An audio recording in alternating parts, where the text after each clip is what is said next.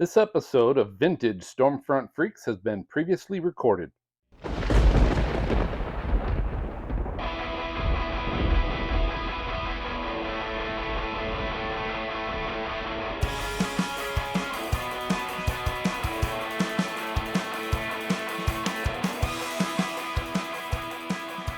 All right, well, Jim Cantore he is one of the most recognized faces in weather, known for his live reports from severe weather events.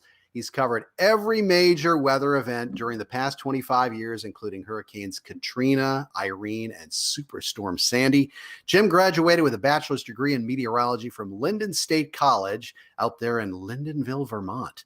The Weather Channel hired Cantore out of college, and he first appeared on air July of 1986, I think it was. Wow. He was inducted into the National Weather Hall of Fame in 2018. He has so many great things. I figure it's only fitting for our first question to say, Jim, did we just see you in a dress this week? Oh boy, I was waiting. You guys, it was a lead off with that one, huh? You did. So Stephanie said to me, we have to do the flip the switch challenge. And I'm like, all right, Abrams, what do you got in mind? She goes, well, we'll do the weather version. We can do like we're both doing the weather and we'll just switch off. And she's like, well, you don't have to wear a dress or anything. And I'm like, what do you mean? I'll do it. I'll wear it. And she goes, well, my dresses aren't going to fit you. I'm like, I tell you what, if it fits your husband, who's about my size, his name's Omar. I'm like, if it fits Omar, then it's going to fit me.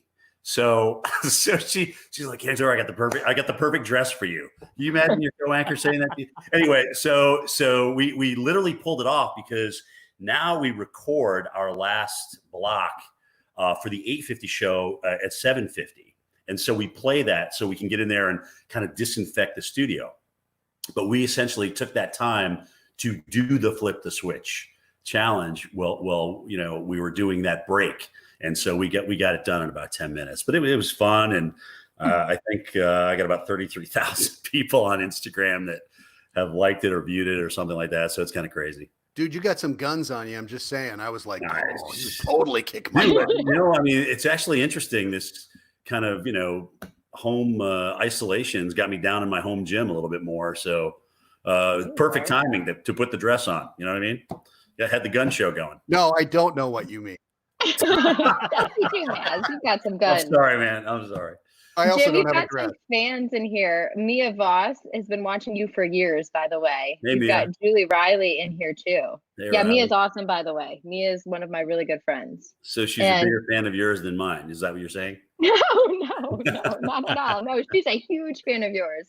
And Julie Riley is going to pour drinks for those of us that are drinking water, just so you guys know.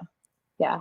So cheers to that. So Jim, how are things different at the Weather Channel? So for everyone listening, I used to work at the Weather Channel. I know how everything works, but I was there about 3 weeks ago recording Weather Gone Viral, and things, we hand sanitized and, we were careful. But now things completely changed. I mean, there's all that going on. I mean, first of all, when you walk in the door, which not many of us are doing, frankly, there's maybe a fifth of the people that are normally on the first floor.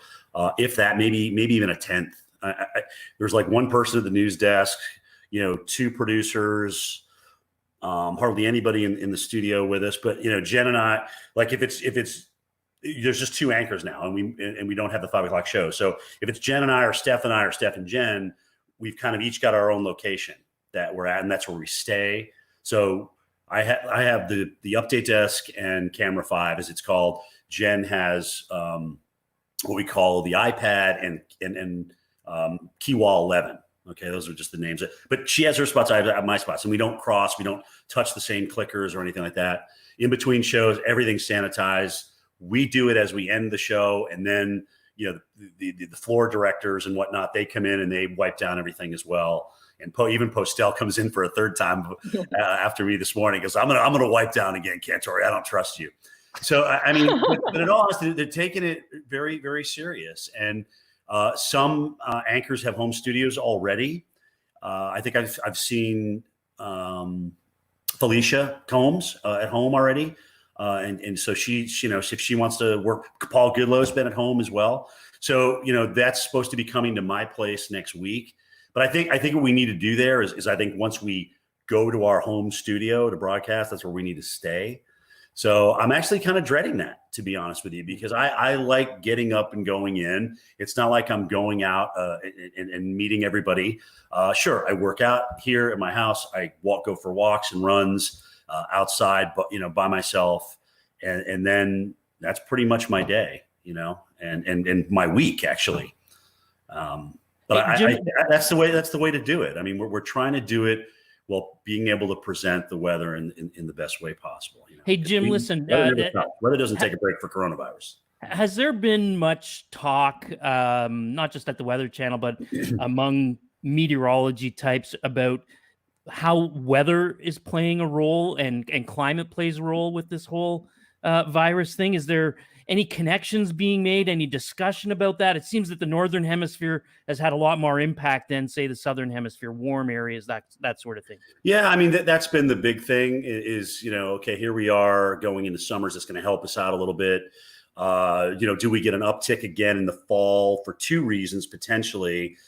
A, do we start getting back to our normal lives, people getting together again? And then B, does the colder weather bring it back a little bit if we haven't eroded it? I mean, I'm hoping by that time we've got, an antibody that's ready to go, and then people are going to get shots and things like that. The way that we're working right now to see these companies coming together pretty much in every way, shape, or form, I'd be shocked if we don't have some type of, vaccine by that time. But that's just my hope. Frankly, I don't know if it's going to happen. It's kind of interesting listening to the scientists, Dr. Fauci and Dr. Burke talk about the modeling and things like that. And so you have to kind of sit back as a meteorologist and go, okay, so they're kind of looking at models too. They know probabilities. They know the high end, the low end, and the median, and where the most likely scenario is going to wind up. So I can, I think as meteorologists, we can kind of relate to that. Yeah, it's an interesting comparison, actually. Right? Yeah. It's kind of, I mean, obviously any scenario there is not a good scenario. Right. It's kind of like a tornado outbreak. We know we're going to have, in one of these situations where we know we're going to have strong, long track tornadoes, when we go on the air with that, or when you guys write about it or talk about it, it's like one of those things where you got a little pit in your stomach. You're like, oh, geez, it's going to be one of those nights. So even with their forecasts and when they talk about the modeling, there's no good outcome here, guys. Right, we know that there's going to be more fatalities. And they're not using a spaghetti model. That would be super scary if you've got like all the different, like, holy cow, what's that one at the top? They probably could. I mean, within that cone, I bet there are probably different models. There's ensembles. I mean, there's ensembles that go into this. Yeah, thinking about it, I bet they do. So, Jim, are they, for live coverage, first of all, I'm sure they've halted that, sending you guys anywhere. Right. Yes. We're not doing live coverage. I mean, I think if it was, I'm actually surprised we didn't go out for the big outbreak over the weekend, but it's one of those things where, if we got people that are already out on the road, and we've got a lot of storm chasers that are out there, storm trackers, as we call them these days, you know what? They're out there. They're going to provide us with the video. We pretty much know where the areas to watch are. So yeah, why take that chance, really? Why take Right. Yeah. Say this And is so, and it's not just for us, guys. As you know, it's for everybody else out there. You don't want to ever be the carrier and infect anybody else. And this is something that certainly I'm trying to make my kids understand a little bit. Christy and Ben, and it's like, guys, you can't just go out everywhere. And Christy's a very social girl. My daughter is very social, and I'm trying to make her understand that you have to stay home because her mom is high risk. And you go out and you bring that back to your mom. Right. That's the worst thing you could possibly do. So this has been a lesson for all of us, guys, as you know, especially with for kids. sure. Say, I'm going to jump in. A question from one of our viewers, Christina, a longtime viewer of ours. And you were talking about storm spotters being out there. And she asked the question, what are your thoughts about storm chasers and weather spotter roles in times like this with a lockdown? Are they essential, or are they a danger in spreading? What are your thoughts? I mean, the problem is you can't really just go by yourself. You need somebody to be watching the radar as somebody else is driving. So if that's a person that you're hanging out with all the time, great. But hopefully the two of you are practicing, self-containment and things like that. Guys, to me, I'm a bit, we need eyes on the ground. We need boots on the ground in a situation with severe weather. That really doesn't go away. So, unfortunately, like I said at the top, weather doesn't take a break for coronavirus. We're also entering, the time of the spring where we're going to see more outbreaks. Does next weekend or late next week, when that upper low finally comes out of Cal, is that going to be another big week for the South? I mean, certainly, do we coagulate and all stand next to each other and take pictures of a tornado way out in a field somewhere? No, Please no. no, we can't do that. So, the same rules apply out in the field for storm chasers as well. Sure hope we don't have a situation like 2011 though again. If you added that on top of what's already going on, that would think about that though. What do you do when you've got your neighbors that have been hit in a situation? I mean, are you not going to help them? Yeah, right. Just you to stay in your house? No, right. You're going to go help them. So it's just one of those things where life just dictates what you're going to do, and sometimes a life or death situation that you're presented with overtakes what we're dealing with on this long-term coronavirus. I know I'm going next door to help my neighbors. That's just me.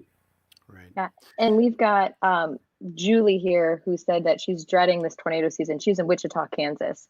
So she's really worried about that. But one interesting, so the positive light of all of this, I like to think of it positively, is the fact that in the Jonesboro, Arkansas tornado recently, a couple days ago, I think it saved people's lives because they were actually at home and paying attention to the news. So, yeah, Jen's talking about the Turtle Creek Mall, where it was absolutely crushed from the tornado there. And it happened in the afternoon where that mall would have been filled with people. There's a lot of windows in that mall when you think about it. And all those windows were blown in with this EF. I think it was like an strong EF2 there. Then it ramped up a little bit toward the airport at EF3, which is what gave it the 140-mile-an-hour rating. But either way, the fact that coronavirus kept everybody home probably did save a lot of lives. So that was an absolute blessing there. And I think people are certainly more aware of what's going on as they don't have as much hustle and bustle. So yeah, maybe guys, in a way, this kind of helps us with tornado season, but tornadoes are tornadoes and we still have to take the precautions with them. But is this going to keep people away from areas where they should, would be at a time that a tornado struck? Possibly. We certainly saw that at the Turtle Creek Mall. When you stay at home, electronic wise, what are they bringing to your house? I haven't been set up yet, but what's going on at my colleagues is there's kind of like the live view, which is essentially where you can go live with audio and video over a cell phone. And that's set up with a camera, some lights, and they want us in a situation where we're not really talking in front of a monitor, but yet,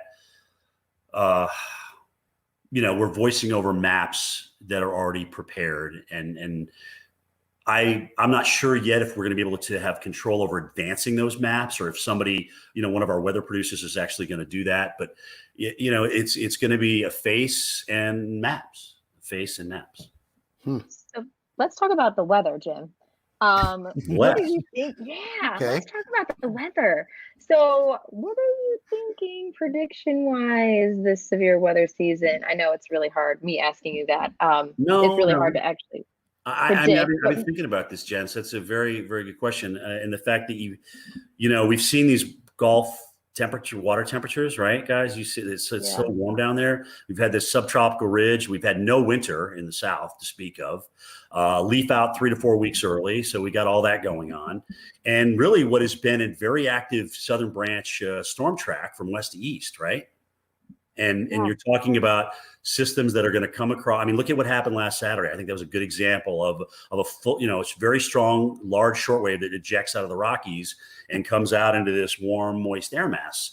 And boom, you wind up with 20 tornadoes here, and some of them long track. So as we get into more heat, more instability, I think that plays a role, especially with the storm track that we have, and doesn't look like it's changing as we get into at least early April. So it's could be busy. Welcome to Outbreak, a new live stream format brought to you by the Stormfront Freaks podcast, hosted by me, meteorologist Brady Harris, also known as Stormcat 5. We'll go live on days of extreme weather with the goal of keeping you safe, informed, and entertained. The only question that remains is, are you ready for the outbreak?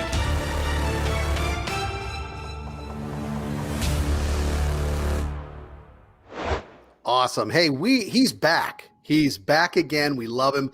Josh Morgerman is an American businessman, storm chaser, and of course, the star of the Hurricane Man series. Now, he is best known for his multitude of tropical cyclone chases. His storm chasing career began in 1990. What is it? 30 years? 30 years. Almost exactly 30 years. Dang. Nice. With no formal education in meteorology, all of his experience comes from the chases. Morgerman has penetrated the inner cores of over 50 hurricanes. And if I remember correctly, last time you were on, you said you don't call it a successful chase unless you are in the eye. Is that right? Wow. The eye wall. I feel like I've gotten inside the storm. If I've gotten in the eye wall, the eye is sort of like extra credit. Wow. Okay, this is true. That's very true. I got to ask you this because I've watched some of your videos and oh, I'm in the eye. Things, the sun's coming out. Things are great. But it seems like there's a lot of people who are like, hey, it's over. Do you ever run into people you're like, dude, get back inside? Oh, yeah. I mean, and it's funny. You could see that even in places that are experienced with hurricanes. Interestingly, Haiyan, Super Typhoon Haiyan, the Category 5. I missed the eye of that one by a couple of miles, but I went back a couple of months later and I talked to villagers in the towns that went through the eye, and I was interviewing them, and they don't know the vocabulary, a lot of them, of these things, and they just described two storms. They said there was this unbelievable storm, and then it stopped, and they came outside, and then there was another storm. Wow. They didn't, and I didn't ask leading questions. I just said, "Tell me what happened," and that was their way. They were describing the eye. They didn't realize the structure of it. It was really interesting. So was that a daytime landfall, Josh? Yeah, that was 7 a.m. was when it really kind of raked the Philippines coast. So you could see everything that was happening. Right. Is that in your top 3 or 5, or which is your top 3? It was my number one for a while, but it got unseated by Dorian because Dorian was, that was a full-on 160 knot Category 5, and I went through the eye of it, at 12 noon. So it was from a chaser perspective, I mean, that was like the holy grail, like high-end Category 5 by the light of day, going through the eye on an island, so there's no friction. You got the full-on 160 knot winds. I'm not going to top that in my career, probably. That was like I think that's it. And that knocked high-end off the throne for me. Hey, well, Phil, sorry, go ahead, Dina. Have you ever gotten in one of these though and said, "Oh shit, I really got myself into something here"? A couple of times, and in fact, this is I think the paradox of being a really hardcore chaser is the chases that freak you out, where you feel kind of sick from them, and you're like, oh man, if I could press a magic button and get back in LA, I would. Afterward, those are the ones that everyone wants to hear about on TV shows and conferences. Those become your war stories. Those define your brand. So every one of those really meaningful chases was scary stuff. Yeah. Hey, Phil, can I just break in here for a second? And for people that are listening, can we describe Josh? Because you can hear his voice and you can hear the passion and everything he has for storm chasing, but I don't know if you they can't hear his beard right now. He's that beard, the emoji of a beard that's the Josh. Is there a Twitter handle Josh's beard or anything like that? It's funny. I get a lot of comments about it, and I'm telling you, it's actually it just recently had a very, very a Category 5 pruning. It was. This is the shortest it's been in about a year. It was out of control. Nobody's recognizing you without the beard, guaranteed. You could definitely rob a bank or something like that right now and just shave that. Oh yeah, no, completely. I mean, in fact, when some of my old videos come up, from pre-Hurricane Man iteration, when I had that kind of clean-shaven baby face, in the hurricanes from the mid-2000s, no one recognized me. They're like, "Who is that guy on your channel?" like, And is that lighting or is that gray I see in your beard? Oh, there's a little gray. There's a little bit. It's not just the lighting. Yeah. We all have a little gray, Maz, right? I've got a little gray. Everyone's got a little bit. Yeah, Okay. but last time he was on, there was no gray last time. Oh. So what the heck happened in your life, man? It might have. Well, last hurricane He went season, through an maybe. eye wall. Yeah. Well, in He went Mexico, through another eye wall. they call it "sí, señor," and that's the beard coloring that you get that you put in there, makes it nice, thick black. We call it a Morgerman. I just want to know if it's been long enough to where it blows in the wind and you're like, it's about 120 miles per hour. Solid question. My beard. Well, even though it looks soft and cuddly, it actually has the texture of a Brillo pad. So even in 160 or 170 knot winds, it actually stays sort of very static, like a plastic Lego piece or something. No, I'm all right. I gotta fix this train wreck, Josh. You're welcome. Phil. So 2020. So let's talk 2020. Which, if you're a tornado chaser, probably wasn't ideal. But if you were a hurricane chaser, you had lots of opportunities. I guess tell me what 2020 was like for you, and what some of your highlights were there. Well, for me personally, it was like my big old patriotic return to American hurricane chasing. I've been the last 7 years now, I've been very much focused on international storms, meaning I'm just looking at the whole globe and ready to jump on a plane at any time. And this last year, what was different, of course, was that I'm like, all right, I can't leave North America, basically. So I'm stuck here. And that's why I decided to, this last season, just headquarter in Mississippi, rent a house in Bay St. Louis and be right in the heart of things. And I'm telling you, when you look at the last 170 years, you could not have picked a better year to live on the Gulf Coast if you want to chase hurricanes. I mean, it all just came right to me. So that was the crazy thing. That was the most American hurricanes I've been in 1 year since I started chasing. It was nuts. Well, Josh, I was following you on Twitter, and it was like, you were like, oh, driving back, past my house again, chasing this hurricane. I'm like, this is crazy. You couldn't have picked a more perfect spot, just centrally located where all those hurricanes just landfalled. So it was fun to watch.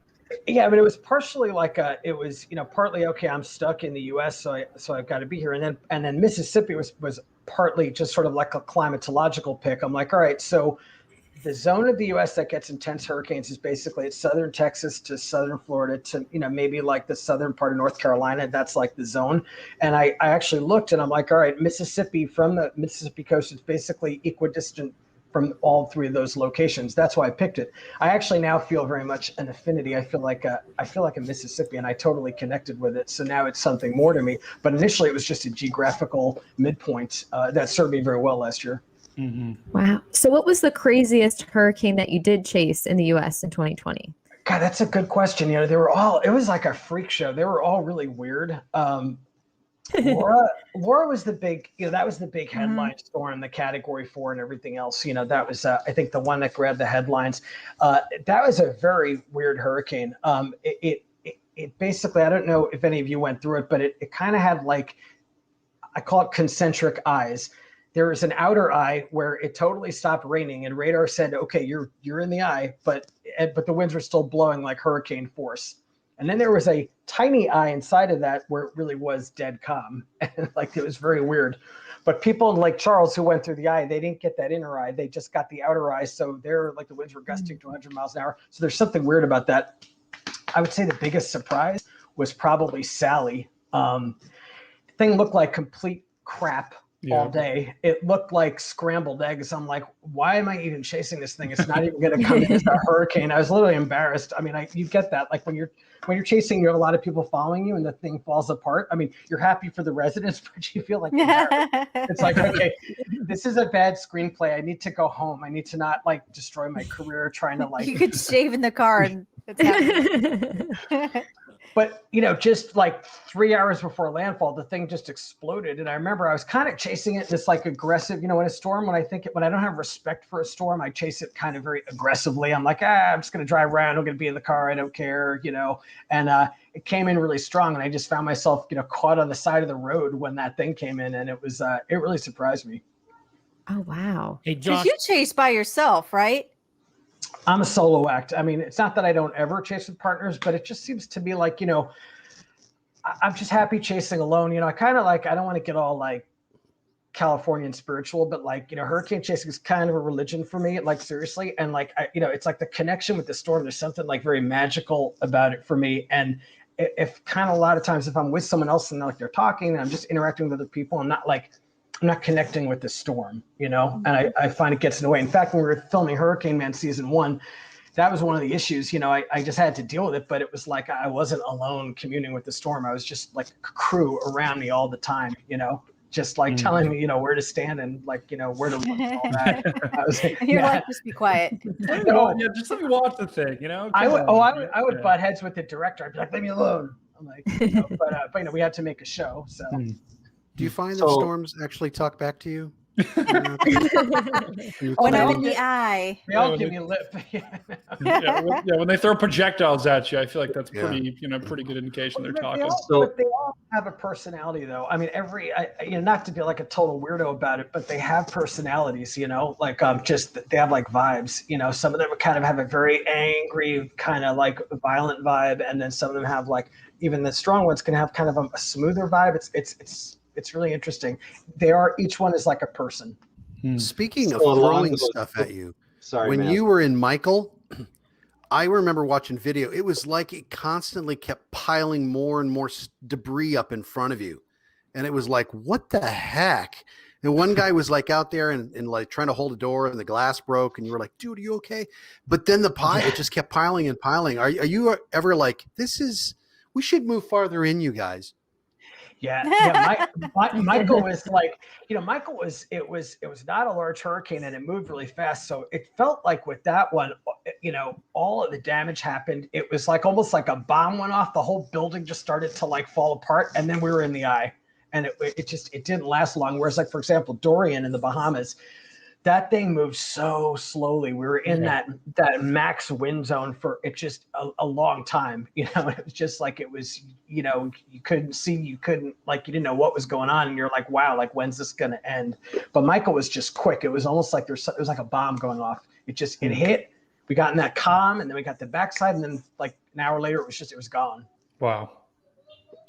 What's the cleanup like after something like that? Do you then continue? Because I watched some of your videos and you're like, it just wiped it clean. I'm like, oh my gosh, there's like nothing for miles. It's just piles of lumber and stuff. And I don't know how you deal with all that. Yeah, it depends on each one. So probably Dorian was in the Bahamas was the most shocking aftermath I've seen. That was a direct hit by Category 5 on a town of about like 10,000 people, Marsh Harbor. Which is basically the de facto capital of Great Abaco Island. So that was a direct hit, and a lot of the town was wiped out. Just a big whole neighborhoods of it were wiped out. And also I was trapped there for days. So my home was my car. I was just living in the car. And since I had a functioning car, that was great. I was able to be helpful, so I just since I was there, I tried to be useful. I drove one couple to their wrecked house to get their stuff. I took another guy to the medical clinic.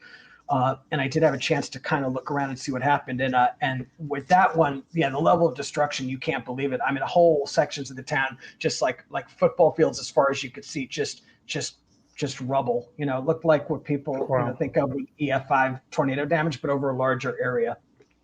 So here's a comment. Well, Josh, I remember. Oh, sorry. Go ahead, MJ. No, say here. Paige says I wasn't even there. I feel like Dorian aged me. So, yeah. And then you were talking, Josh, about, working solo and so on. Curtis, one of our viewers right now, says, so what's made you successful over the years? Is that part of it? Or what would you attribute your success to?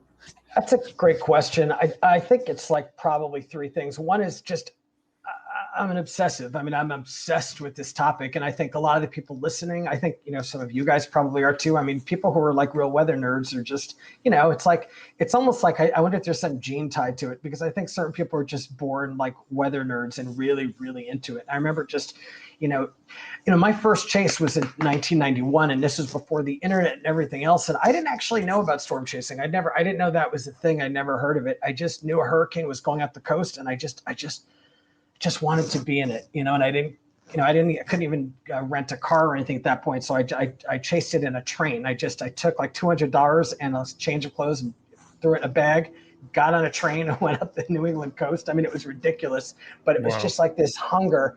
And to some degree, that hunger just persists 30 years later. It's just like, I feel like I just got to get inside of it, and penetrate it, and obviously it's a little more complex now. I'm not just doing it for the thrill or the adrenaline rush. I'm trying to get really cool, high quality data, that'll be useful to science. But I think the hunger thing, I think another thing is I have a lifestyle which allows me to do it. I say to everyone, try to design the life you want, and for me, I realize what's important to me more than anything is just freedom. I'm really like I'm a lone wolf. I'm kind of like a wild animal. I just need like a life of freedom.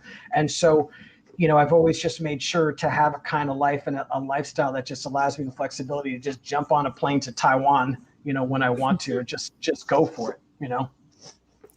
Have you ever been stuck somewhere, Josh, where like after it's like, one of these typhoons and hurricanes has come through and there's like no commercial flights? Like, how do you get out? Oh, yeah. Oh, that happens a lot. That's happened to me after Hurricane Odile in Cabo San Lucas. It happened in Hurricane Dorian again in the Bahamas, happened in Super Typhoon Haiyan in the Philippines. Yeah, and actually Dorian, not to keep bringing it up, but it was sort of the pinnacle chase of my career. But that one, I was stuck there for days. And, that's the part where like I've gotten good over the years at controlling my emotions. After Super Typhoon Haiyan in the Philippines, there were like, thousands of people in the city died. There were like, you came out afterward, there were just dead bodies in the streets.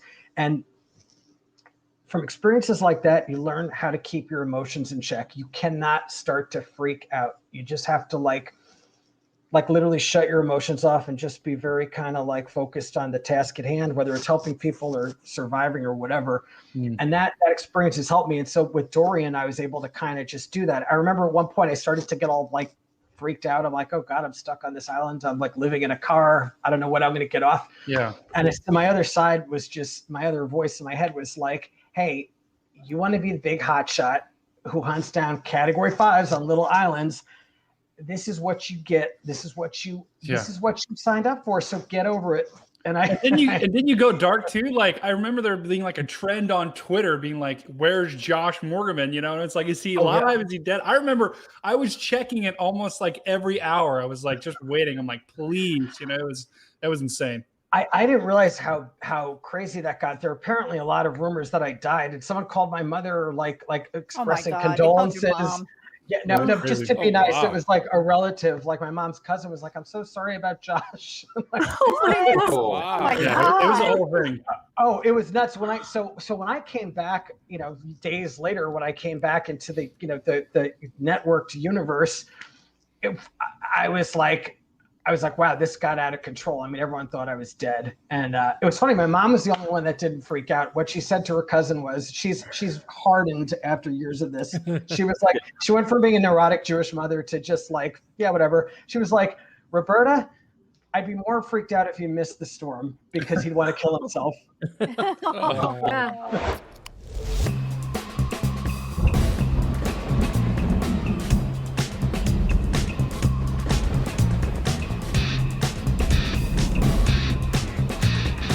Thank you for tuning in to the Stormfront Freaks podcast. You can watch our bi-weekly show live on youtube.com/StormfrontFreaks and download the audio version on your favorite podcast player. For links to our Patreon team of exclusive benefits, show notes, past shows, new videos, merchandise, and more, visit our website at stormfrontfreaks.com.